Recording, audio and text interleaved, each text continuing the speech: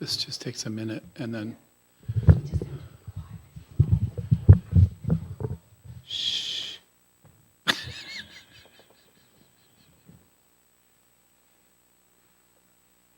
Okay, good evening and welcome to Kunzan Payo Choling. We're glad you're here for our teaching this evening. The title is How to Pacify Increasing Desire. So we'll begin here. Prayers will be with the video as it's queued up.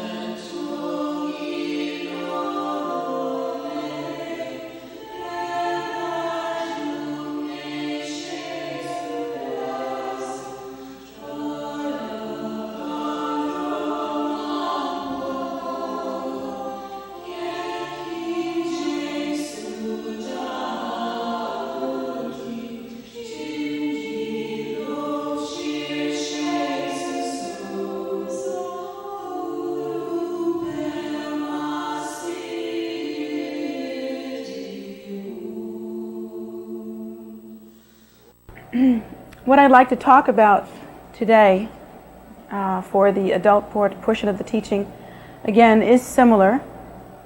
The subject is one of those universal subjects that applies to sentient beings of all ages and all types, and not only the human variety either. Because one thing that all sentient beings have in common is that we suffer from desire. Now, often that particular teaching is misunderstood and it's misapplied. We think that in order to apply some insight regarding that particular teaching, that all sentient beings suffer from desire, that the way to live is a very superficial representation of doing without such desire. And that is to say, we adapt a certain demeanor that ultimately, if it's not applied in a deep and profound way, actually makes us feel superior, makes us feel holy, but it doesn't do us much good. We really have to understand the nature of desire much more deeply than we do. And the problem with understanding the nature of desire is that it's very hard to do. We can literally be involved in Dharma teaching for a very long time. We can be in the presence of the teaching, we can hear the teaching, and we cannot apply it at all. It can just go right over our heads. And I think that is most often the case with practitioners, especially new ones. How does desire come about, and how is it so all-pervasive? Well, the teaching that we are given by the Buddha indicates that our nature is the pristine, primordial wisdom nature, that nature which is free of contrivance, which is innately wakeful and luminous, that nature which is the combination of awareness and space, pure and uncontrived. This is the Buddha nature, and this is our nature. But somewhere along the line, and according to the Buddha's teaching, this happened a very long time ago, we assumed the identity or the idea of self. We assumed the concept of self-nature. The mind became, at that point, somehow divided, because in order to assume the identity of self-nature, in order to cling to the idea of ego or self-nature, one has to distinguish between self and other. That is the way in which such an idea is formulated. So from the very first moment of the inception of that idea of self-nature, of that assumption of self-nature, from that very moment, the mind became divided in such a way as to distinguish between self and other. Without the distinguishing between self and other, there is no way to conceptualize self. So that process has been going on for some time. the distinction between self and other constantly requires definition. That is to say, we must define the place at which self ceases and other finally begins. That distinction must be constantly defined, constantly focused on, so that in fact the consciousness of the mind becomes very tight, very contrived. Once that distinguishing line, if you will, is focused on, then one has to constantly reevaluate one's idea structure. That is to say, self must be constantly evaluated. If it is something distinct from other, and the idea has come to the point where its parameters have been discovered, if you will, or I shouldn't say discovered because that implies that they are real, and they are not. The parameters are settled upon, they are decided upon. Then at that point, this process of the evaluation of self constantly has to continue. And there is the birth then of a kind of elaboration at that point, in which it isn't only the simple idea of some distinction between self and other, but the qualities of self, the size of self, the smell of self, the method of self, the appearance of self, the truth of self, all of these issues have to be elaborated upon continually. And that process of elaboration is very, very complicated, very complicated. And it becomes a process in which we become totally fixated.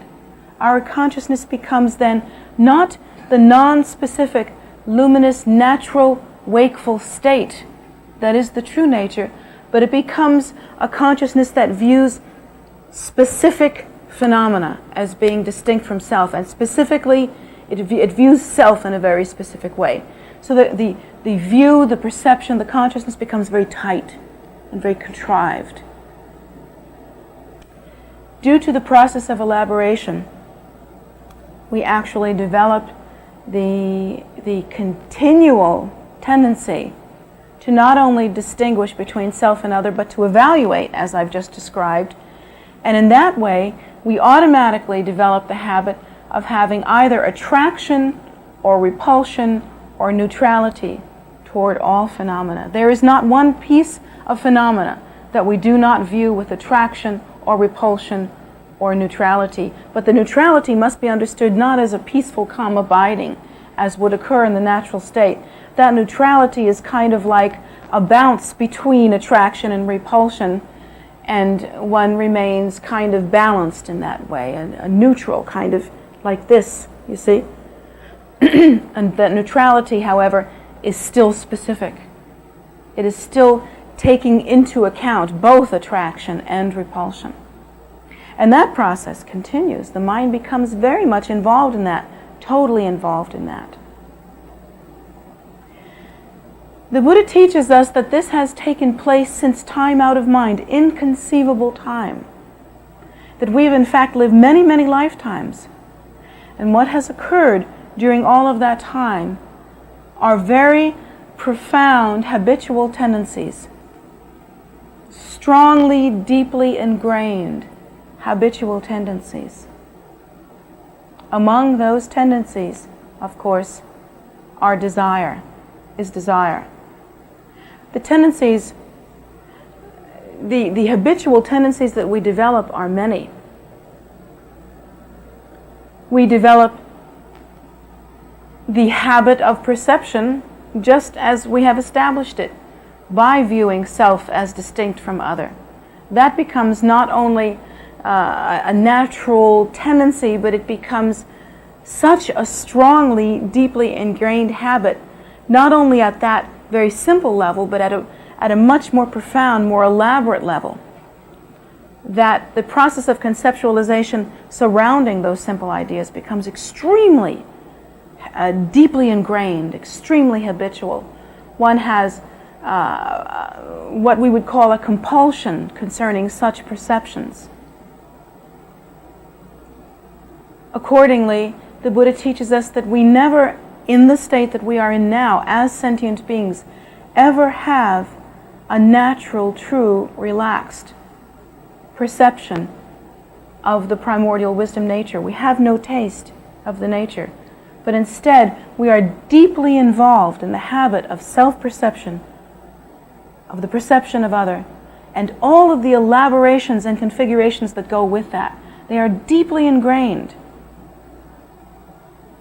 These deeply ingrained habits, lifetime after lifetime and life after lifetime, become more deeply ingrained than we can possibly imagine. Have any of you ever been addicted in any way to anything in cyclic existence, such as cigarettes, or alcohol, or difficult relationships? The women in the room go, difficult relationships. Certain personality habits. Have any of you become addicted to anything like that? Of course, we have all become addicted to something, sometime, something that is part of cyclic existence. Try to imagine that that particular addiction is only an addiction that has really taken form in the way that it is during the course of one lifetime, and you haven't even finished that lifetime yet. Many of you in this room are under the age of 65. So you haven't really had time to make a serious habit. You haven't had time to have a serious compulsion. You don't even know what addiction is yet. Because according to the Buddha, we have been involved in the process of compulsion and addiction and habitual tendency, not for one lifetime, but for lifetimes of an inconceivable length that stretch across an inconceivable length of time. Time out of mind, inconceivable time. For that long, we have been developing and polishing and loving and treasuring our habitual tendencies, our addictions. We're really good at this. And then, like I was telling the children, when you have a strong desire, a strong compulsion to have something, a strong grasping or neediness, what we usually do is try to satisfy it. Try to satisfy it. And we say, oh, darn, I have desire. Better go satisfy it now. And of course, what does the satisfying it do? The satisfying it only increases the habit. It only makes it worse. The inflammation that we experience within our minds only becomes more profound. You cannot satisfy desire. You cannot. It will only get worse. Not only that, but you will drag into it other people with whom you try to satisfy that desire. Anyone else that you involve, should it be that kind of desire. It only increases and it never gets better that way. Now, the Buddha teaches us that there are ways to satisfy desire, but the problem is that nobody really wants to hear about that. Nobody really wants to get the big picture about this. The good news is there is a cure. The bad news is you're not going to like it.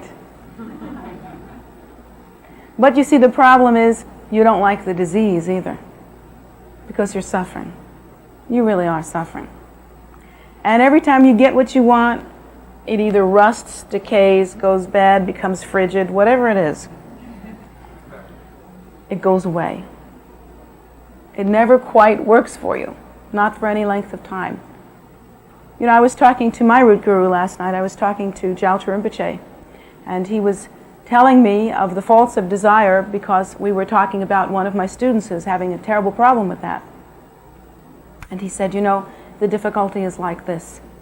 The difficulty is that the lie, the trick of cyclic existence is that it is possible, you see, to satisfy that desire for a short period of time. You can feel, for instance, in a sexual relationship, a kind of bliss, can't you?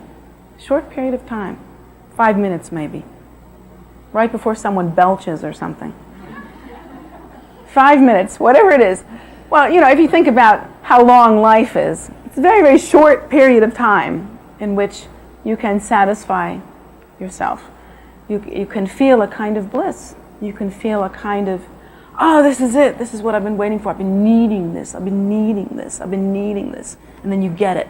And then it's gone. And he said, maybe you can make yourself happy for a few years. Maybe you can be happy for most of your lifetime. But the problem is, the length of life is like water rushing down a mountain. You know, you look at water rushing down a mountain, it seems like it's been rushing down a mountain for millions of years. Seems like it's been there for thousands of years. How long has that water been rushing down the mountain? Long enough to make a big imprint in the mountain. Must be a long time that water's been rushing down the mountain. But if you understand that if you could follow 1 cup of water as it goes down the mountain, it's gone. It's moving so fast you can't even see it. Our lives are like that. We experience continuum in a strange, diluted way, but in fact, if you've reached 40 yet, you know that this thing is happening remarkably fast. Haven't you noticed that? When I reached 40, I looked at it and I said, holy cow, I thought I was still a kid.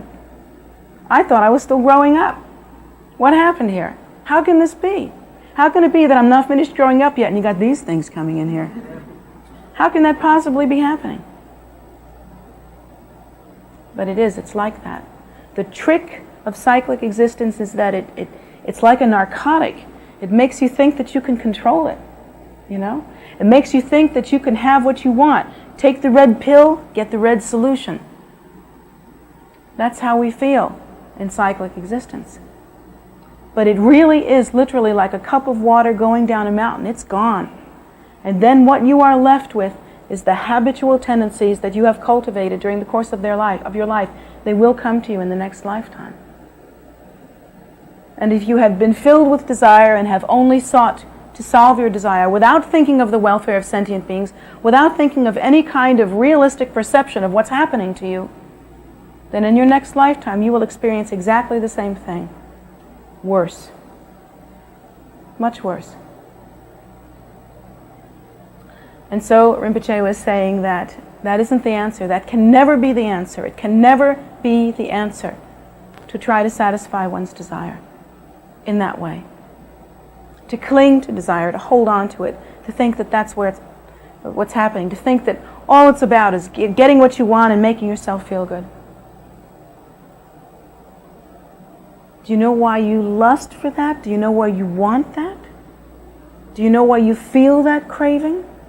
You feel that craving because you felt it before and before and before and again and again and again. And you have always thought only about yourself, and you have tried to satisfy it in that way, and you have developed the habitual tendency that is equal to that of an addict on dope. It's like that.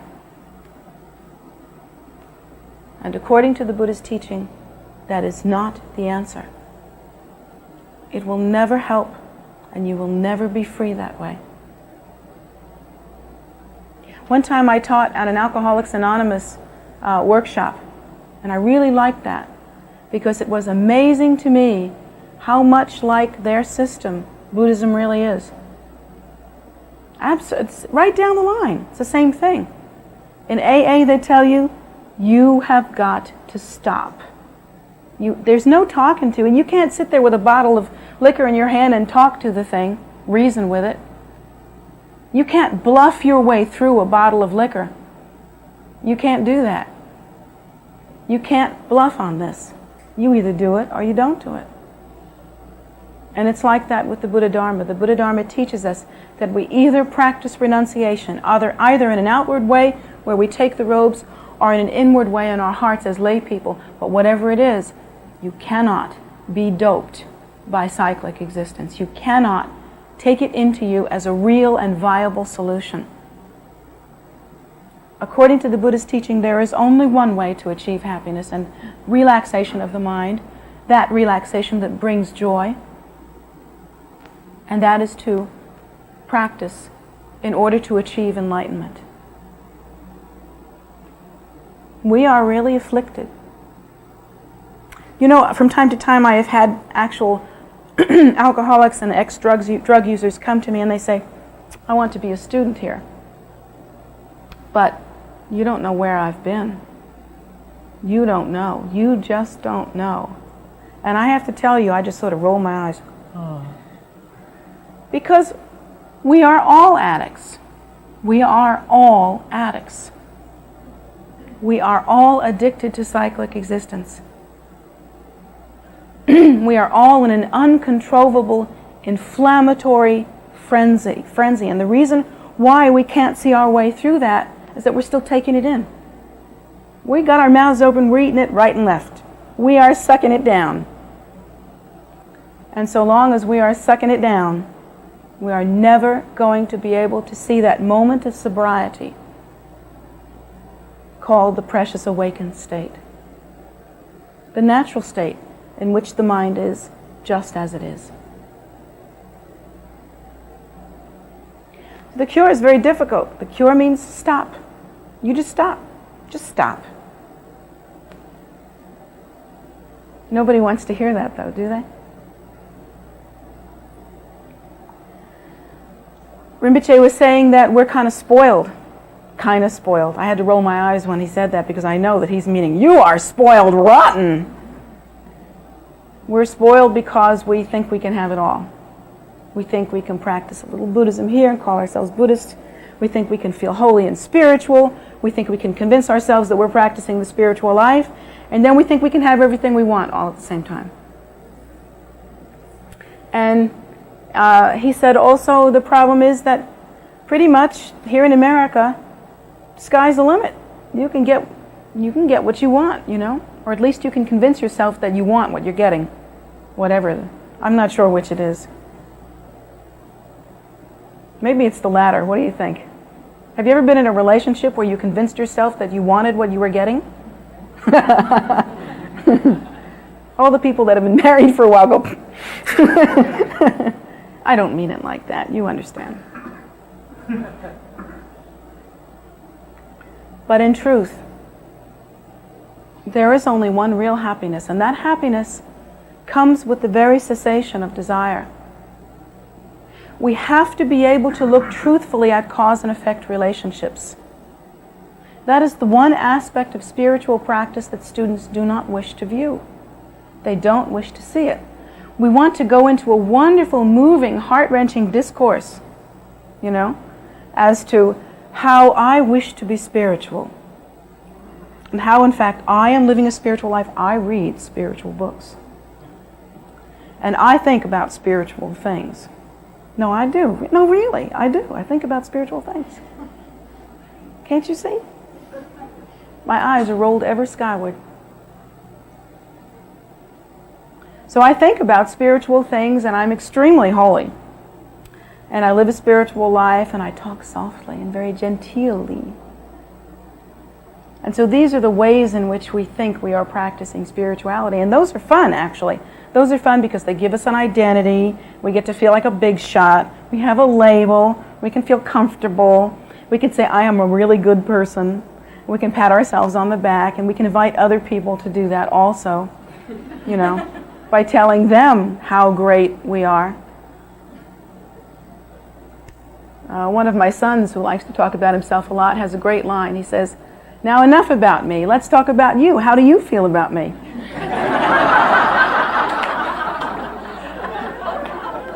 We do that, don't we? I mean, about being spiritual.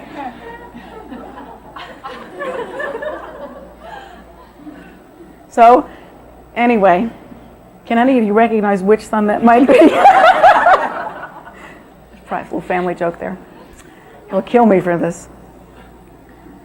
But at any rate, the tendency is clear for us to want to do the schmoozy part of religious practice. We want to do the fun part. The hard part is really looking at cause and effect relationships.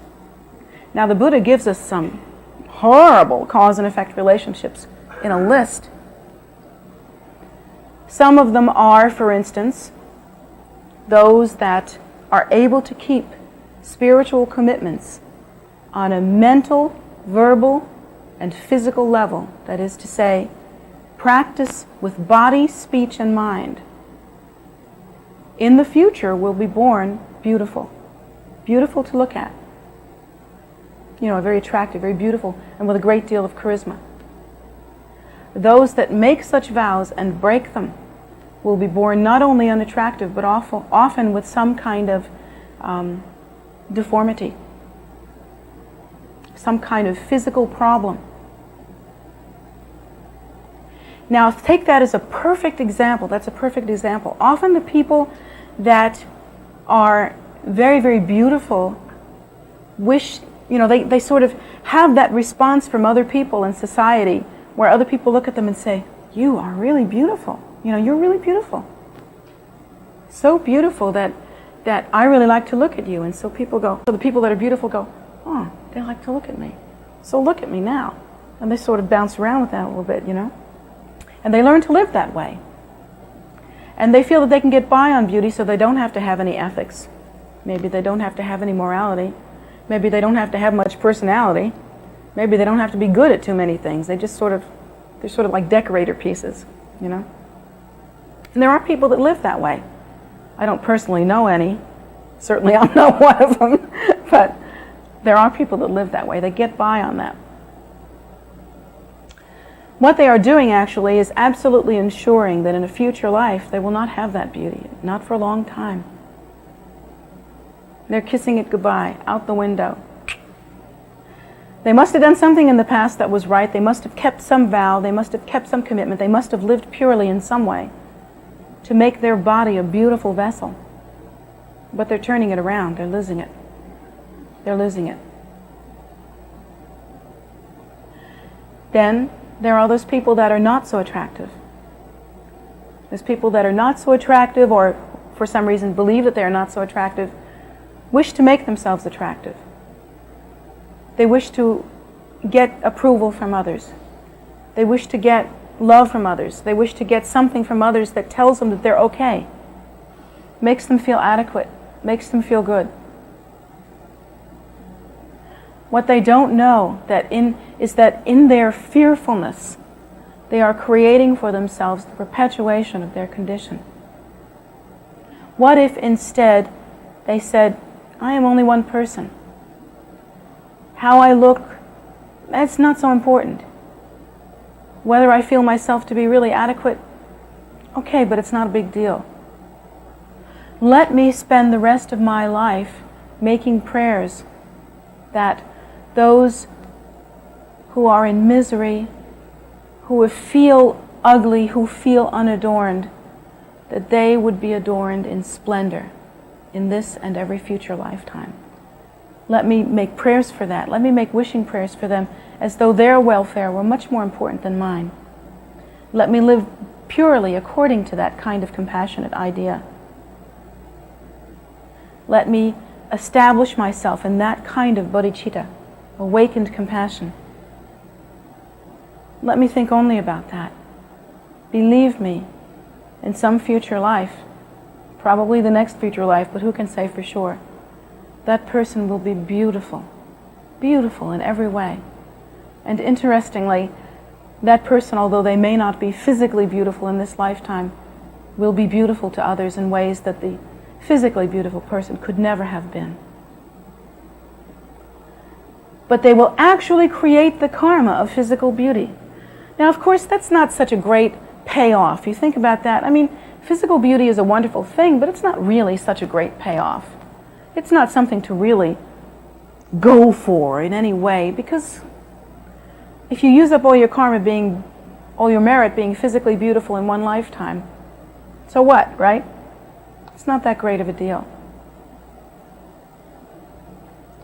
But you know, you can't really say that to those people who have never really been loved because they're so unattractive, or who have some kind of physical deformity that they've lived with their whole lives. They don't believe you. They can't hear it. They don't know. But we have the teaching of cause and effect. Are we going to waste that teaching? We've been learning how to live. We are beginning to develop some kind of understanding. Rinpoche was saying last night, if we practice that understanding and live accordingly, everything's got to come up well, because it's like planting a good seed. If you plant a pure and virtuous seed, the results of it have to be good. How can they be bad? How can they be bad? It isn't logical. An apple seed will always produce an apple. But on the other hand, if we, knowing these cause and effect relationships, then abandon them and break vows and practice non-virtue, practice selfishness and think only of ourselves and what we need, how can we get what we want? How can I get it? I want it, I want it, I want it. If that's all we think about, then we are literally lying down with the enemy. The enemy that will kill us, the enemy that will destroy us, the enemy that will rip us apart piece by piece. We are lying down with the enemy, we are feeding the enemy, we are allowing the enemy to do with us whatever it will.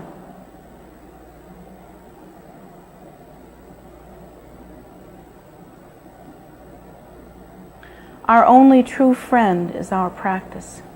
What we carry in our heart, the virtue that we carry in our heart, it's our only true practice, and it's all that we can ever offer to another. Are we doing anyone a big favor by cultivating such strong dependency with them? Yeah, we're helping them to go down just like us. The Buddha teaches us that there is an antidote to desire. And that antidote must be practiced firmly and purely in the heart. And it is called renunciation. Now, on the Buddhist path, speaking specifically of the Buddhist path, there are many different ways that one can practice this. One can practice it as a lay person, walking around looking like a lay person and living as a lay person does, but practice it genuinely and truly in the heart. Or one can practice it as a monk or a nun. Most people, in fact, all of the people here who have chosen to practice as a monk or a nun really need to do so. They have been honest with themselves. They have seen themselves, and they know that the only way to quit is cold turkey. There's no other compromise, You can't give yourself half a bottle of liquor and think that that's making you a better person. Now, for other people, they are able to practice in their heart. But that is a more difficult practice, actually. And there are many lay people that I see that I feel should take robes. So everybody's wondering, who's she looking at now? Let me scan the room generally. Make you all scared. Of course, the choice is yours. I myself have a family and I practice as a lay person. It's tough. There's a lot to be confused about in cyclic existence. But the thing that has to be accomplished, the thing that must be accomplished immediately and firmly and truly, is that one must understand the faults of cyclic existence. One must understand the condition of cyclic existence. And particularly, one must understand cause and effect. How many times in one lifetime do you intend to betray yourself before you help yourself? How many times, like a spoiled, drunken child, are you just going to say, I think I'll just have a little more? How many times are you going to do that before you wake up and you realize that your desire is so much bigger than all of the good qualities you have piled together? And then what are you going to do? If your desire is that great, are you helpless? According to the Buddha, no, you are not. First thing you do is take refuge. Next thing you do is think about others and practice in order to benefit others and make prayers for others and begin to cultivate that kind of compassion. And the next thing you do is to begin to practice in whatever way you can, small. It'll be small at first. Maybe small. First of all, you examine cause and effect. Next, you begin to act on it. Well, gee, if I continue with this non-virtuous, selfish way, I'm not only going to hurt myself, but I'm going to hurt the person who I'm practicing this non-virtue with. So I better stop thinking only about myself. I better practice cause and effect. In closing, the Buddha has actually two kinds of wisdom. We think of the Buddha as someone who sits under a tree and la-di-da, he practices emptiness and he can go into samadhi. Very holy stuff, Sits there in a lotus position, ankles all bent up. Practices samadhi, looking just as holy as you can just ever think about. And that's Buddhism. That's baloney is what that is. That has nothing to do with anything. The Buddha has two kinds of wisdom. Yes, the Buddha lives in samadhi. The Buddha knows samadhi. In his enlightenment, he absolutely has the accumulation of wisdom. That is to say, the understanding of the profound nature, the understanding of emptiness. He is awake to the primordial wisdom nature. So yeah, there is that. The Buddha does practice samadhi. But the Buddha has the other, equally as important, accumulation. And that is the accumulation of knowledge. And that knowledge specifically applies to the knowledge of cause and effect relationships. The Buddha is not a drooling idiot that can't catch a cab on his own. The Buddha, if he lived in this time, would be not only able to catch cabs, but would be able to tell you where that cab has been, where it's going, and every single piece of karma, cause and effect relationship that brought that cab driver to be the ugly son of a gun that he is today. That's what the Buddha could do. He knows every bit of cause and effect. He is absolutely competent in understanding the faults of cyclic existence, and therefore being able to teach others to alleviate their own suffering by extracting themselves from cyclic existence through the pacification of desire. This is what the Buddha knows. There is a definite competence that one has to adapt. It has to be an intelligent, thoughtful, deepened, commonsensical, eyes open, head up kind of competence that is a true spiritual awakening. It is half of what you need. When you begin to apply the teachings associated with the full knowledge of cause and effect relationships and how they interdependently arise, and when you begin to apply the antidote in a sensible way, then at that point you will have the result of enlightenment because, hey, if you think about it, the Buddha nature is not something that you have to be real smart to make up. The Buddha nature is not something that you build because no one else has it and only you do. The Buddha nature isn't something that you can order by mail and pay lots of money for. The Buddha nature is simply the natural state. When you quit having the desire, that is the nature. The mind relaxes. Conceptual proliferation begins to abate. And naturally one becomes awakened to the purely wakeful state.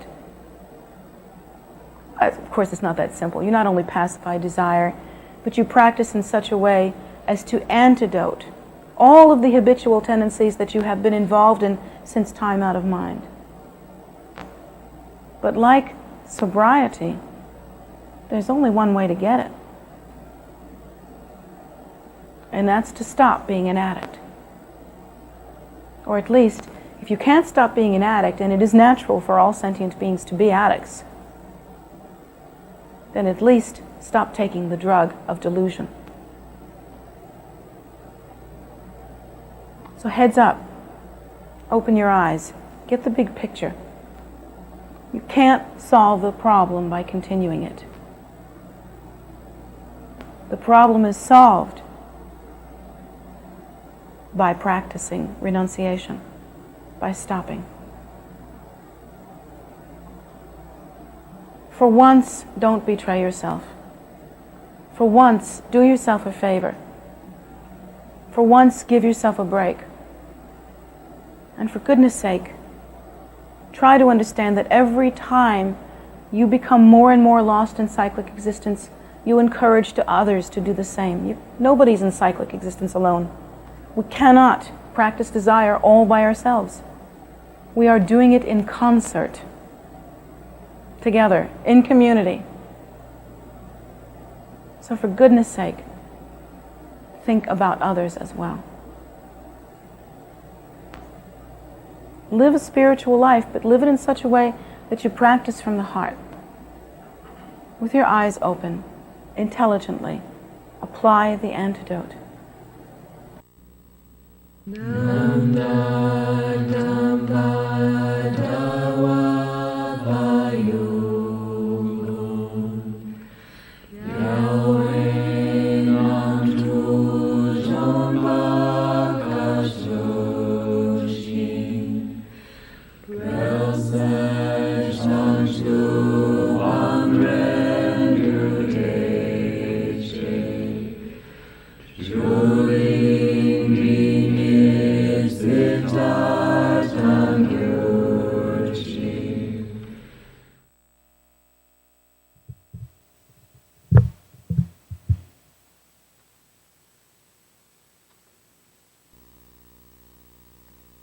Glad you could be here for the teaching this evening. If you care to make an offering to Jetsunma on the occasion of receiving a teaching, you can do that through PayPal. And her PayPal address is jetsumagift@gmail.com. Just a couple things program-wise coming up. Just a reminder that on Wednesday evenings and Sunday mornings, Wednesday evenings 7:30 Eastern Standard Time, Sunday mornings 11 a.m. Eastern Standard Time, we provide these pre-recorded teachings from Jetsunma or other teachings, depending on what's available to us. And then also on Saturday and Sunday at 10 o'clock, both days, 10 a.m., there's a meditation. So these are the 4 things regularly on YouTube that KPC is offering. And that's just a reminder that that's ongoing. So coming up Friday, there are 2 things. One, at 7 a.m. in the morning, is a Naga Puja. It's a kind of about a 45-minute practice, and we scroll the practice, or we have a link for the practice if you're not familiar with it, that you can download. This will be on Facebook Live, for KPCers on Zoom, but the external link will be our Facebook Live. Kunzam Payal Choling, a Buddhist temple, is our Facebook page. So you can join that at 7 a.m. Beautiful practice. And then this is also the 25th day of the lunar month, which is Dakini Day in the Tibetan tradition. And so we will have a Yumka soak at 7:30 in the evening, this coming Friday, the 5th of June. So if you can, join us then. Join us for these practices. And the Yumka soak also, internal link will be Zoom, and the external will be Facebook Live. So we hope that you can join us and take advantage of these practices. And our next pre-recorded teaching will be on Sunday morning at 11. So we'll see you then. Thank you.